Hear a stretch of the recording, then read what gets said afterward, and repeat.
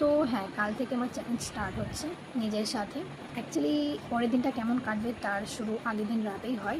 এখন অলমোস্ট 12টা বাজে, আমি এখন ঘুমোবো আর কাল ভোর 6টার দিক করে উঠবো।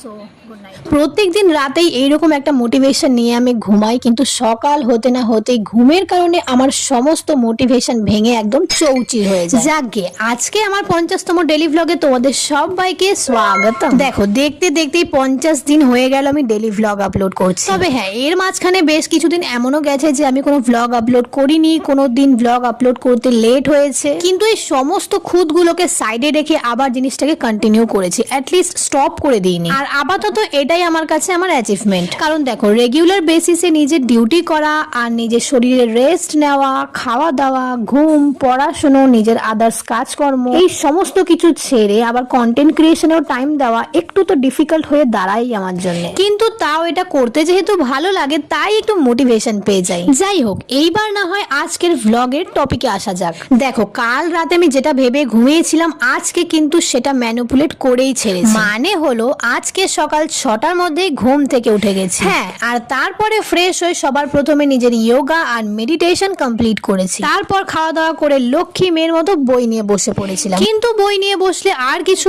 পাক বা না পাক, ঘুমটা কিন্তু সবার আগেই পায়। আর আজকে কিন্তু সকালের এই শান্ত মাইন্ডটাকে কাজে লাগিয়ে অনেকক্ষণই পড়েছি। তো চলো, অনেক হয়ে গেছে পড়াশোনা, এবার একটু ঘর দুয়ার গোছানো যাক। কারণ ঘর দুয়ার গোছানো না থাকলে তো আবার জানোই তোমরা, আমার একটু প্রবলেম হয়। এবার এটাকে তোমরা ওসিডি বলবে না কি বলবে সেটা তোমাদের ব্যাপার, কিন্তু ঘর দুয়ার গোছানো থাকলে কিন্তু মাইন্ডে একটা আলাদাই স্যাটিসফ্যাকশন আসে। আর আজকে হচ্ছে আমার নাইট ডিউটি, তো চলো ঘর দুয়ার গোছানো কমপ্লিট করে এবার স্নানের দিকে এগোনো যাক। কারণ এরপর তো আবার খেয়ে দিয়ে একটু ঘুমোতেও হবে, যাতে রাতে একটু বেশিক্ষণ জাগতে পারি। কিন্তু আজকে মনে হচ্ছে ঘুমটা একটু কমই হবে, কারণ আজকে স্নানের পর আবার একটু বাইরে বেরোতে হবে কিছু কাজের জন্য। এবার দেখো, বাইরে বেরোনোর আগে যতই স্নান করে সানস্ক্রিন মুখে থোপে লাগিয়ে বেরোই না কেন, বাইরে আজকে যা পরিমাণে রোদ, বাইরে থেকে এসে একদম অবস্থা খারাপ হয়ে গেছে। জাস্ট আমার মনে পড়ছে এবার কালকের ভ্লগের কথাটা, বলেছিলাম না যে 2 দিন রোদ দিলেই আবার সেম ইরিটেটিং শুরু হয়ে যাবে আমাদের। যাই হোক, রোদে গরমে ঝলসে সমস্ত কাজ কমপ্লিট করে বাড়ি আসার পর মা ভাত আর একটু ডিম ভাজা দিয়েছিল, সেটা খেয়ে এবার যথারীতি ঘুমের দিকে এগোনো যাক। আর এত যে ঘুম ঘুম বলছি, ওটা নামেই ঘুম, কারণ শুয়েছিলাম ওই 12:30 1টার দিকে। হঠাৎ করে 3টের দিকে আমার বাড়ির কলিং বেল বাজলো, দরজা খুলে দেখি একটা পার্সেল এসছে।